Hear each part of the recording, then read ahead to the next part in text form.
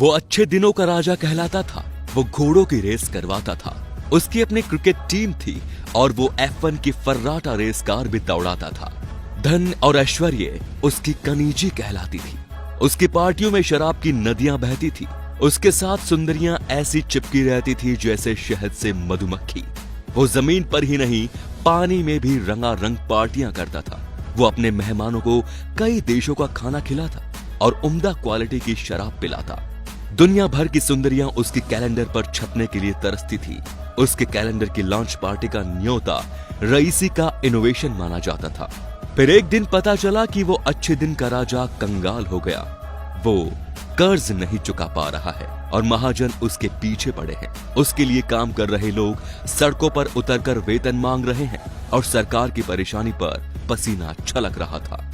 लेकिन इतने पर भी उसकी रईसी पर कोई कमी नहीं आई। वो 60 साल का हुआ तो भी उसके ठाठ देखने लायक थे।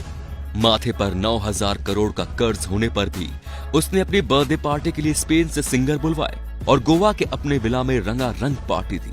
उसकी तस्वीर देखकर तब के रिजर्व बैंक के गवर्नर को भी कहना पड़ा था, जो करोड़ों का कर्जा लेकर ऐसी पार्टियां कर रहा हो, वो देश की जनता का मजाक बना रहा है। फिर एक दिन वो लापता हो गया और अपना सारा सामान समेटकर उसने कर्ज देने वाले बैंकों को बाय बाय बोल दिया।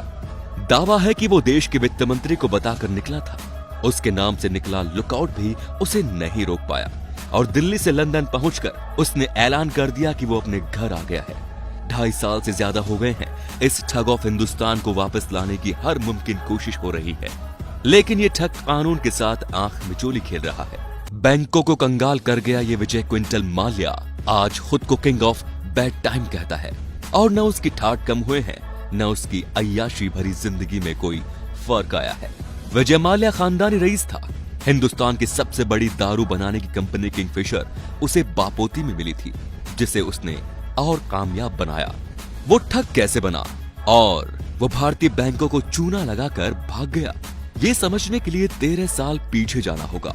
यूनाइटेड ब्रीवेज यानी यूबी ग्रुप के मालिक विजय माल्या ने 2005 में ऐलान किया कि वो एयरलाइन सेक्टर में उतरने वाले हैं।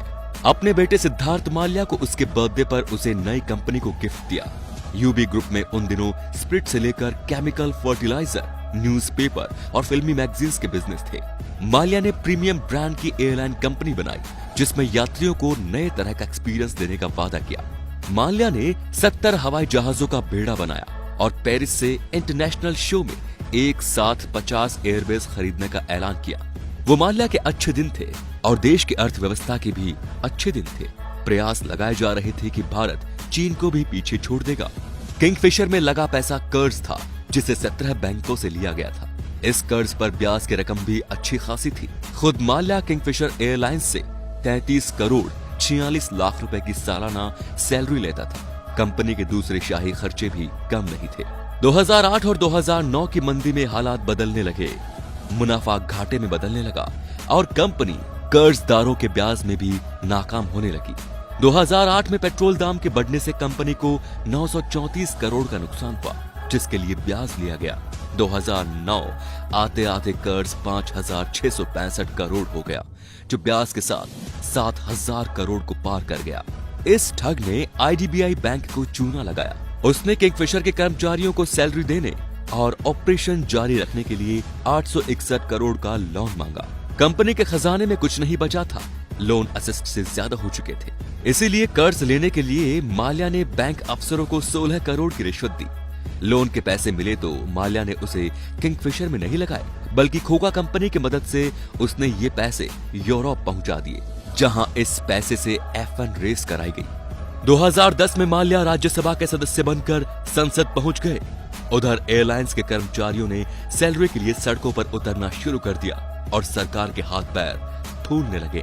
कंपनी को बचाने के लिए सरकारी स्तर पर कोशिशें की गई। डॉक्टर मनमोहन सिंह ने ऐलान किया था कि सरकार एविएशन सेक्टर को टूटने नहीं देगी। 2011 में किंगफिशर एयरलाइंस लाइसेंस कैंसिल हो गया और कंपनी बंद हो गई। तब से कर्ज वसूली की प्रक्रिया चल रही है। माल्या भाग चुका है और बैंकों को किंगफिशर के सारे कर्ज एनपीए में डालने पड़े। कर्ज वसूली का आलम ये है कि माल्या ने किंगफिशर के जिस प्लांट को 4,000 करोड़ का बताकर लूट लिया, उससे बैंकों को एक पैसे की भी इनकम नहीं हुई। इस प्लांट की नीलामी के लिए 330 करोड़ की रिजर्व प्राइस रखी गई थी, लेकिन कोई स्वीकृति नहीं मिली। गोवा में माल्या का किंगफिशर विला 3 बार की नाकाम नीलामी में इस तरह 73 करोड़ रुपए में बिक गया। गोवा में ही किंगफिशर हाउस 5 दौर की नीलामी में भी नहीं बिका। इसे 150 करोड़ का बताकर कर्ज लिया गया है, लेकिन नीलामी में खरीदारों के लाले पड़ गए। किंगफिशर हाउस की रिजर्व कीमत 5 बार कम कर दी गई, लेकिन कोई खरीदार नहीं मिला। सरकारी एजेंसी का दावा है कि इस ठग की 9000 करोड़ से ज्यादा संपत्ति इसके कब्जे में है, लेकिन उन संपत्तियों की नीलामी करने की प्रक्रिया इतनी जटिल और कानूनी दांव-पेच इतने ज्यादा है कि बैंकों को कुछ मिलता हुआ दिख नहीं रहा। लंदन के वेस्टमिंस्टर कोर्ट में सुनवाई के लिए आने वाला माल्या हर बार इस तरह दिखता है, धुएं का छल्ले उड़ाता हुआ, बेफिक्रा, बेलवज। इस ठग ने बैंकों को अकेले चूना लगाया हो, ऐसा नहीं है। उसके साथ साथ ठग की एक पूरी टोली है जो कदम कदम पर उसके लिए रास्ता बनाती रही, उसकी मुश्किलें आसान करती रही। किसी नौकरी पेशा को 20 से 25 लाख का होम लोन देने के लिए 36 तरह के पेपर चेक करने वाले अफसरों ने माल्या के बैंक अकाउंट चेक किए बगैर ये लोन क्यों दे दिए? इससे बड़ा सवाल कि माल्या कैसे भागा, इस सवाल पर खूब सियासी तलवारें चमक चुकी हैं। देखना यह भी होगा कि माल्या को कैसे लोन मिलते रहे। विजय माल्या की कंपनियों को पहली बार 2004 में लोन दिया गया था, जब कांग्रेस की पहली सरकार बनी थी। इस लोन की फरवरी 2008 में समीक्षा की गई और 2009 में 8040 करोड़ के लोन को एनपीए में डाला गया था। एनपीए का मतलब होता है नॉन परफॉर्मिंग एसेट्स, यानी कि ऐसे लोग जो डूब गए, जिनको वसूला नहीं जा सकता। माल्या के खिलाफ चार्जशीट के मुताबिक आईडीबीआई के बैंक अफसरों को 16 करोड़ की रिश्वत देकर 861 करोड़ का लोन ले लिया। किंगफिशर ने आईडीबीआई से लोन लेने के लिए फर्जी दस्तावेज जमा किए थे, जिनको जांचा ही नहीं गया। 861 करोड़ के लोन को माल्या ने किंगफिशर में नहीं लगाया, बल्कि फर्जी कंपनियों के जरिए उसे यूरोप में ट्रांसफर कर दिया। 2010 में मनमोहन की सरकार ने माल्या के लोन को रिस्ट्रक्चर करके सहूलियत दी, पर माल्या ने एक पैसा नहीं चुकाया। लोन डिफॉल्ट केस में 3 मार्च 2016 को सुप्रीम कोर्ट में सुनवाई थी।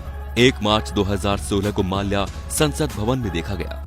माल्या के खिलाफ लुकआउट नोटिस जारी था और सभी एयरपोर्ट सतर्क थे, लेकिन 3 मार्च 2016 को अटॉर्नी जनरल ने सुप्रीम कोर्ट को बताया कि माल्या एक दिन पहले ही देश छोड़कर भाग चुका है। विजय माल्या ने अपनी महिला मित्र के साथ जेट एयरवेज की लंदन जाने वाली फ्लाइट NW122 पकड़ी थी। कहा जाता है कि वो 55 सूटकेस के साथ लंदन गया था। 9000 करोड़ से ज्यादा कर्ज लेकर घी पी रहा विजय माल्या लुकआउट होने के बावजूद भी 55 सूटकेस लेकर लंदन कैसे भाग गया, ये भी कम हैरानी की बात नहीं। आज तक इस मामले में आधिकारिक जानकारी सामने नहीं आई, लेकिन इतनी जानकारी जरूर है कि माल्या ने अपने पावरफुल कॉन्टैक्ट के जरिए सिस्टम को जुगाड़ बना लिया, जिससे वो लंदन निकल गए। सीबीआई ने ब्यूरो ऑफ इमिग्रेशन को 16 अक्टूबर 2015 को लुकआउट नोटिस जारी किया। लुकआउट नोटिस जारी होने पर किसी भी इमिग्रेशन काउंटर पर पहुंचते ही पूछताछ और हिरासत हो सकती थी। लुकआउट नोटिस में बदलाव के बाद माल्या देश विदेश आता जाता रहा। लंदन भागने से पहले वो 2 बार विदेश गया, लेकिन 2 मार्च 2016 को देश छोड़कर गया, पर वो आज तक वापस नहीं आया। भारत भेजे जाने के डर से वो कई तरकीबें अपना चुका है। वो लंदन में महंगे वकील हायर करके मुकदमा लड़ रहा है। मुकदमा लड़ने के लिए भी वो ब्रिटेन की सरकार से ये कहकर पैसे लेता है कि उसकी संपत्ति सील है और उसे न्याय पाने के हक से बेदखल नहीं किया जा सकता। तो दोस्तों, क्या लगता है आपको कि माल्या को भारत से भगाने में तत्कालीन सरकार का हाथ था? क्या इस केस में राजनीतिक लोग भी लिप्त हैं? उनका नाम सामने न आए, उस वजह से क्या उसे देश से भगा दिया गया? इन सभी सवालों के जवाब आप हमारे कमेंट बॉक्स में लिख सकते हैं। हमें आपके जवाबों का इंतजार रहेगा और इस ठग की सच्चाई की वीडियो शेयर करके सबके सामने लेकर आएं। धन्यवाद।